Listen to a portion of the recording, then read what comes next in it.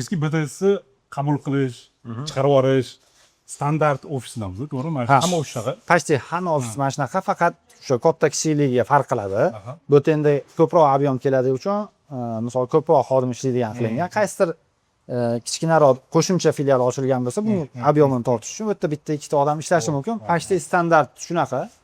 Kirganda Qabul qiladigan. stol bo'ladi, bu yoqda tekshirib olishga joy bo'ladi. Hozir endi onlayn savdo rivojlanib ketgan-ku. Kiyimda keladi. Kiyimda keladigan bo'lsa, bu yoqqa kirib, misol uchun kiyib ko'rishi ham sharoit qilganmiz. Bu eng muhim anaqalardan bittasi. Fishkalardan. Qulayliklardan.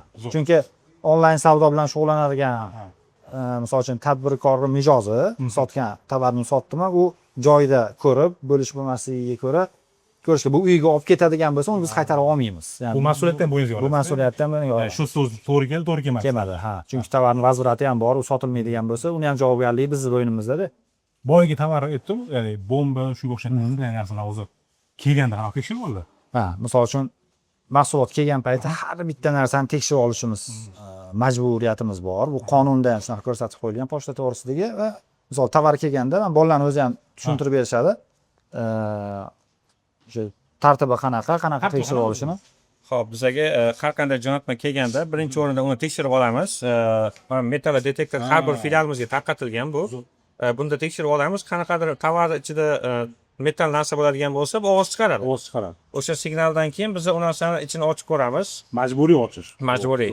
Faqat mijozni ko'z oldida kamera nazorati ostida tekshirib olinadi va bu narsada agar BTS taqiqlangan narsalar bo'ladigan bo'lsa, unda biz uni klientga qaytarib beramiz, jo'nata olmasligimizni bildiramiz. Ochmayman desachi. Yo'q, agar mabodo ochishimizga ruxsat bermaydigan bo'lsa, ularni pochtalarini qabul qilib olmaslikka haqqimiz bor. Zo'r. Men ani to'polon qo'ydi, yo ochmaysan, olib qolasan. Yo'q, unaqa qilmaydi.